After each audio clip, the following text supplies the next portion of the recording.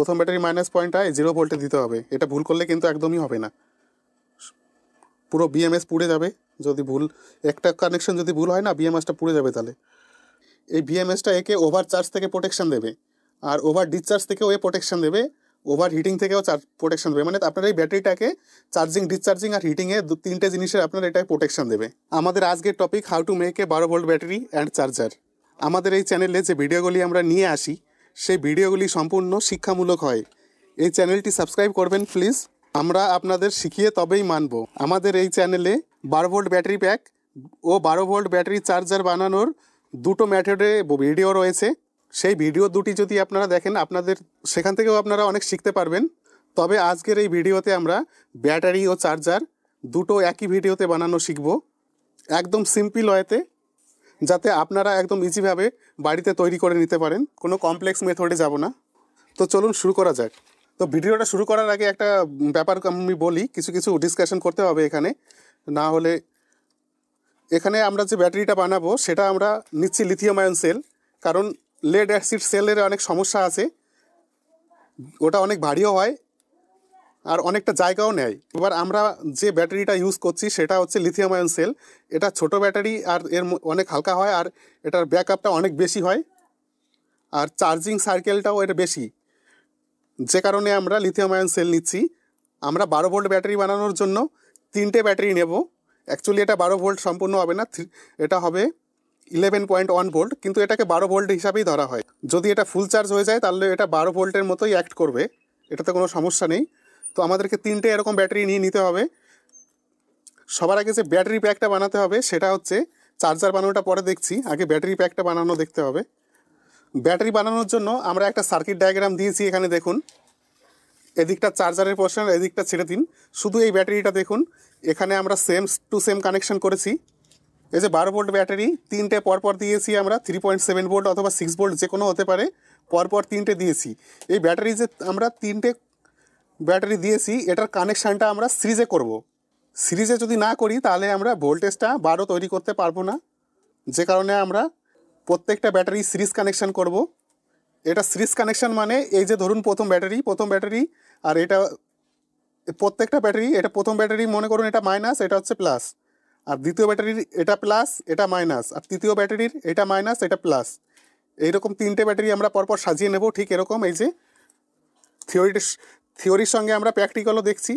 এই যে আমরা নিয়েছি প্রথম ব্যাটারি, এদিকটা মাইনাস, এদিকটা প্লাস। এবার পরপর 3টে ব্যাটারি নিয়েছি। 3টে ব্যাটারি আমরা কিছু সোল্ডারিং আগেই করে রেখেছি, যাতে আপনাদের সময় নষ্ট না হয়। এই দেখুন, প্রথম ব্যাটারির পজিটিভ থেকে দ্বিতীয় ব্যাটারির নেগেটিভ দিয়েছি, আবার দ্বিতীয় ব্যাটারির পজিটিভ থেকে তৃতীয় ব্যাটারির নেগেটিভে দিয়েছি। এটাই জাস্ট দুটো সিম্পল কানেকশান করতে হবে, তাহলে এটা আপনার 12 ভোল্ট ব্যাটারি হয়ে যাবে। তো ব্যাটারিটাকে আমি 1 নাম্বার সেল থেকে যদি ধরি, এটা 0 ভোল্ট হবে। এখানে প্রথম নেগেটিভ যেটা রয়েছে 1 নাম্বার সেল, এইভাবে ধরতে হবে। এইখানটা যদি আমি ভুল করে দিই তাহলে কিন্তু চলবে না, এখানে আমাকে কানেকশানটা একদম সঠিক করতে হবে। এই প্রথমটা হচ্ছে 0 ভোল্ট, তারপরে এই ব্যাটারি, প্রথম ব্যাটারি আর দ্বিতীয় ব্যাটারির যে জাংশনটা রয়েছে, এই যে যেখানে আমরা সোল্ডারিং করেছি, এই পয়েন্টটা হচ্ছে 3.7 ভোল্ট। এবার চলে যাব এদিকে গিয়ে আপনার দ্বিতীয় আর তৃতীয় ব্যাটারি যে এখানে যোগ পয়েন্ট হয়েছে, জাংশন পয়েন্ট, এটা হয়ে যাবে হচ্ছে 7.4 ভোল্ট এই জায়গাটা। আর আবার এদিকে দেখলে পরে এই যে পজিটিভটা রয়েছে, এই পজিটিভটা আপনার হচ্ছে 12 ভোল্ট, এখান থেকে 12 ভোল্ট। অ্যাকচুয়ালি এটা 11.1 ভোল্ট, কিন্তু এটা 12 ভোল্ট হিসাবেই ধরা হচ্ছে।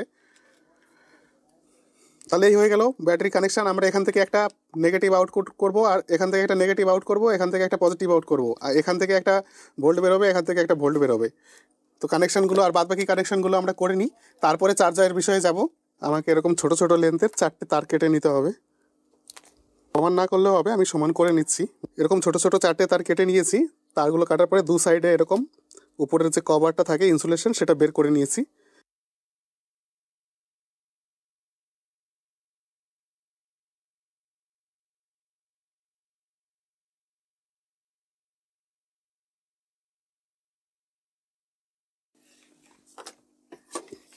ঠিক আছে, এরকম তারগুলো সোল্ডারিং করে নিতে হবে ফটাফট। সোল্ডারিং করে নিচ্ছি, একটা করে দিয়েছি, ভিডিও অফ ছিল।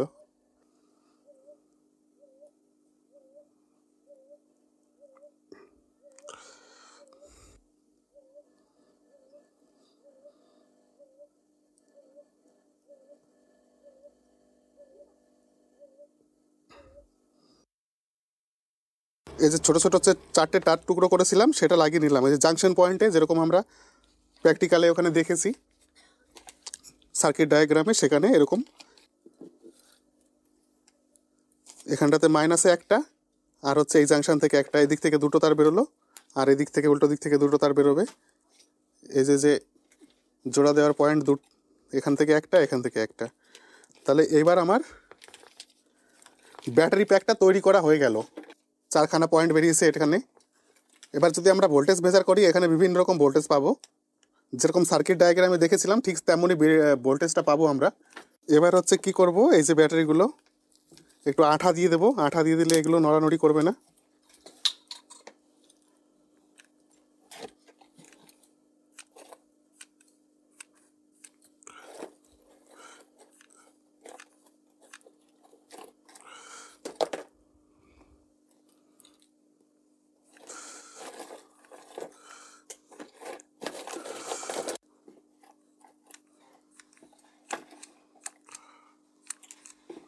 এর সঙ্গে একটা বিএমএস লাগাতে হবে। বিএমএস বলতে এই জিনিসটাকে বলছে বিএমএস। এগুলো হচ্ছে 3 সেল 20 অ্যাম্পিয়ার। এই বিএমএসটা হচ্ছে 3 সেল বিএমএস, 20 অ্যাম্পিয়ার রয়েছে। এটাও 3 সেল। এগুলো 4 সেল, 5 সেল, 6 সেলস, মানে এরকম বিভিন্ন ধরনের হয়ে থাকে। আমার কাছে যেটা আছে 3 সেল। আপনার 12 ভোল্টের ব্যাটারি বানাতে গেলে 3 সেলই লাগবে, কিন্তু অ্যাম্পিয়ার আপনাদের হিসাব মতো নেবেন, আপনারা 20 নেবেন কি 10 নেবেন। আমার কাছে সিঙ্গেল সেলেরও রয়েছে, ঠিক আছে। তো সিঙ্গেল সেলের তো হবে না, এটা 3 সেলের ব্যাটারি প্যাক যেহেতু বানাচ্ছি, তো আমি 20 অ্যাম্পিয়ার দিচ্ছি না, এখানে 10 অ্যাম্পিয়ার দিচ্ছি। আপনাদের ব্যাটারি প্যাক হিসাবে আপনারা যেখানে বিএমএস লেখা আছে না, সরি এখানে 2600 এমএস রয়েছে, এটা হচ্ছে মিলি অ্যাম্পিয়ার আওয়ার।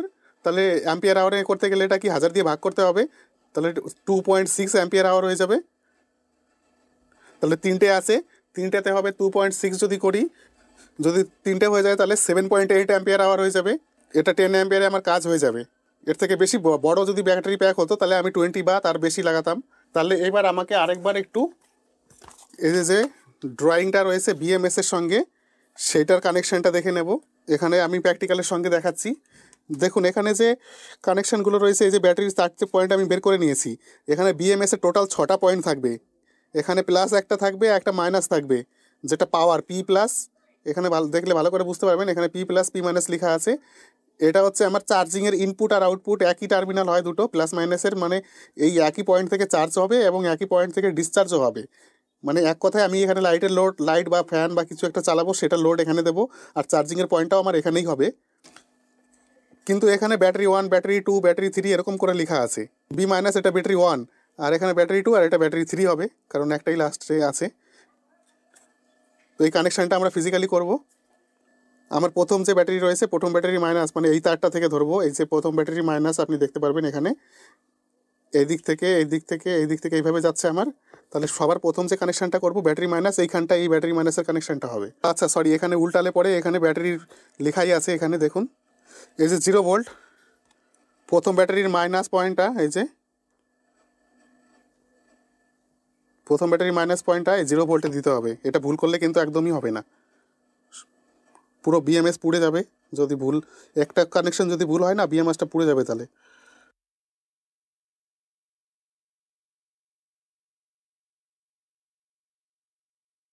মানে এই দিক থেকে এখানে যাবে, এখানে পয়েন্ট আর এখানে পয়েন্টটা একই, এখান থেকে আবার এখান থেকে এই পয়েন্টে আসবে। এই যে এখানে 3.7 ভোল্ট যেখানে লেখা আছে,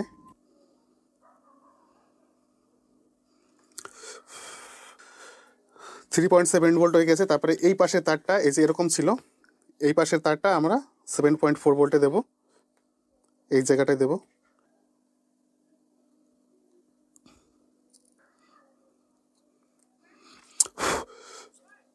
দেখুন 7.4 ভোল্টে এটা দিয়ে দিলাম, আর এখানে যে 11.1 বা 12 ভোল্ট এটা এখানটায় হবে।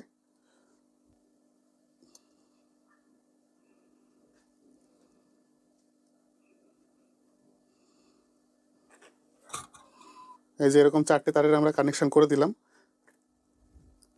তারগুলোর কানেকশন আমরা করে নিয়েছি। এটা ব্যাটারি প্যাক তৈরি হয়ে গেল, 12 ভোল্ট ব্যাটারি প্যাক। এবার আমাদেরকে চার্জার তৈরি করতে হবে। দেখুন এবার যদি আমি এখানে কোনো এলইডি লাইট বা কোনো কিছু জ্বালানোর চেষ্টা করি, এখানে কিন্তু জ্বলবে, গ্লো করবে। এটা 12 ভোল্টের এলইডি। দেখুন এখানে আমি প্লাসে প্লাস দিচ্ছি আর এটা মাইনাসে মাইনাস দিচ্ছি। দেখুন আমাদের টেস্টিং হয়ে যাবে ঠিক আছে কিনা। এই দেখুন, এই দেখুন আমাদের লাইটটা গ্লো করছে।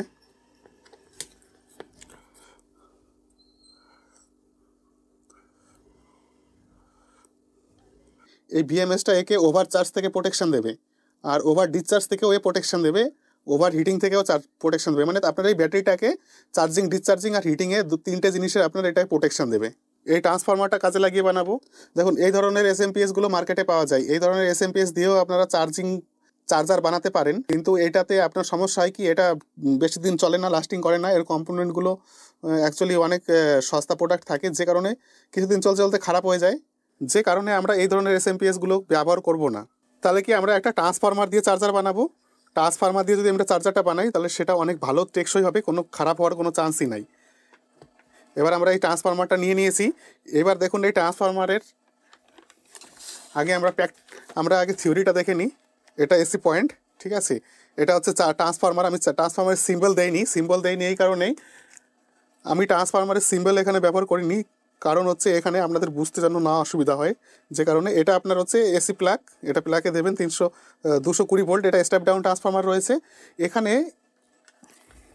ট্রান্সফরমারটাও পাশে থাক যাতে আরও বুঝতে সুবিধা হয়। দেখুন এইভাবে রয়েছে ট্রান্সফরমারটা। এই দুটো হচ্ছে এসি পয়েন্ট, এদিকে দুটো আছে এই যে, আর এদিকে হচ্ছে 12 আমরা 12 ভোল্টের ট্রান্সফরমার নিয়েছি, যেহেতু 12 ভোল্টের ব্যাটারি চার্জ করবো আমরা। এখানে হলুদটা হচ্ছে 12 ভোল্ট, মাঝখানে এটা 0 ভোল্ট, আর এখানে হলুদটাও আবার 12 ভোল্ট, ঠিক আছে। এটা স্টেপ ডাউন ট্রান্সফরমার। এই ধরনের ট্রান্সফরমার নিলে আপনার চার্জিংয়ের ক্ষেত্রে সুবিধা হবে। তারপরে কি করব আমরা, আমরা কয়েকটা পয়েন্ট সোল্ডারিং করে রেখে দিয়েছি। এই যে দেখুন, এই যে জিনিসটা এখানে আমরা করেছি, এটা এই যে কিছু ডায়োড আর ক্যাপাসিটার লাগিয়ে আমরা এটাকে ফিল্টার করেছি কারেন্টটাকে, আর এসিটাকে ডিসি বানিয়েছি।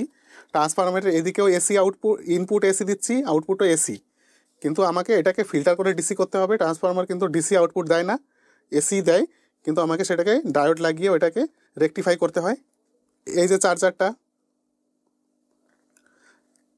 এটা 12 আমরা এই যে দুটো আমি 6 অ্যাম্পিয়ারের ডায়োড নিয়েছি, এখানে 3 অ্যাম্পিয়ার নিলেও হয়ে যেত, কারণ আমরা এই যে ট্রান্সফরমারটা নিয়েছি 2 অ্যাম্পিয়ারের। যদি আপনার ট্রান্সফরমারটা যেরকম হবে সেরকম নেবেন। আপনি যদি 1 অ্যাম্পিয়ারের নিতেন সেটাও হতো, কিন্তু আপনার ওইটা একটু লেট হতো চার্জিং হতে, ফাস্ট চার্জ হতো না। ট্রান্সফরমারের স্পেসিফিকেশন থেকে ডায়োডের স্পেসিফিকেশন যেন ম্যাচ করে, বেশি হলে ক্ষতি নেই, কম হলেই ক্ষতি, তাহলে ডায়োড গরম হয়ে যাবে। এখানে দেখুন এটা অ্যানোড, এটা ক্যাথোড, এটা অ্যানোড, এটা ক্যাথোড। আমরা অ্যানোড দুটো 12 ভোল্ট দিয়েছি, এখানে 12 ভোল্ট, এখানে 12 ভোল্ট দিয়েছি, আর ক্যাথোড দুটো এখানে জাংশন বানিয়েছি, সোল্ডারিং করেছি। এটা হয়ে যাবে পজিটিভ, আমি এখান থেকে পজিটিভ আউটপুট পাবো। এখানে আমরা ক্যাপাসিটার নিয়েছি, এখানে 4700 ইএফ হলে বেশি ভালো হতো, আমার কাছে নেই, যে আমি 2200 ইএফ নিয়েছি, সেটাও প্রবলেম না। আপনারা নিলে 4700 ইএফ নিতে পারেন। 35 ভোল্ট হলে হয়ে যাবে। তাহলে ক্যাপাসিটারের দুটো আপনার টার্মিনাল হয়, একটা পজিটিভ একটা নেগেটিভ। দেখুন এটা নেগেটিভ আছে আর এটা পজিটিভ। আমরা কি করেছি, ক্যাপাসিটারের পজিটিভ টার্মিনালটা এখানে যুক্ত করেছি, এখানেও সেরকমই আছে, এখানে যুক্ত করেছি।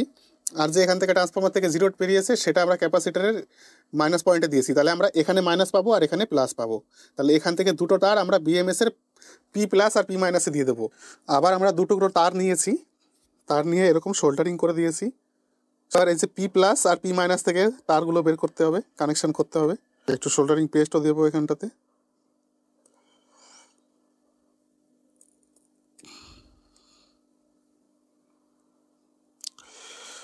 এবার এটা পি মাইনাসটা আমার ক্যাপাসিটারের মাইনাসে আসবে, আর পি প্লাসটা ক্যাপাসিটারের প্লাসে যাবে, এই যে প্লাসে এখানটাতে আসবে।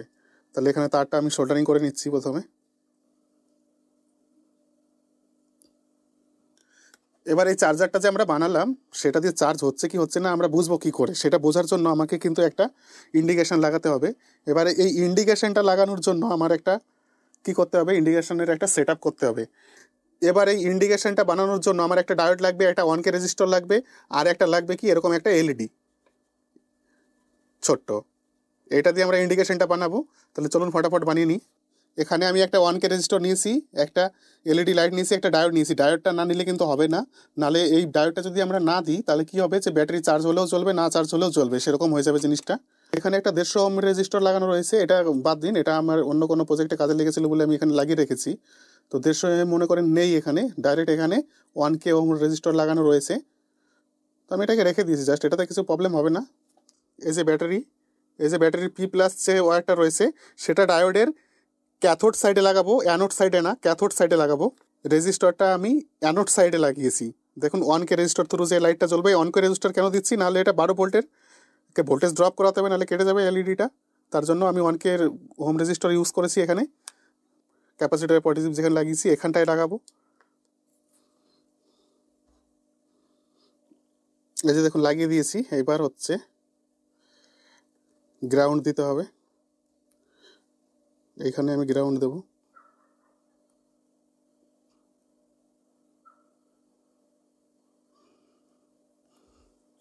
আমাদের ব্যাটারি প্যাক প্লাস চার্জার দুটো পুরোপুরি কমপ্লিট হয়ে গেছে। এবার হচ্ছে চার্জারটাকে টেস্টিং করব। দেখুন ইন্ডিকেশন এখন জ্বলছে না, কিন্তু এবার চার্জারটাকে যদি আমি এসি পয়েন্টে করি তাহলে পরে চার্জারে ইন্ডিকেশনটা জ্বলবে, চার্জও হবে। যে ইন্ডিকেশন চলে গেল সঙ্গে সঙ্গে।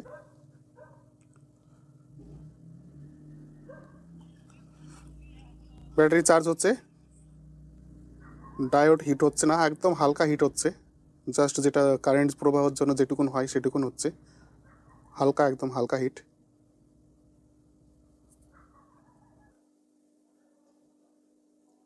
এখানে যে আইসিগুলো লাগানো আছে এটা হিট হচ্ছে। এবার যদি কোনো লোড কানেক্ট করি তাহলে কি হচ্ছে দেখি।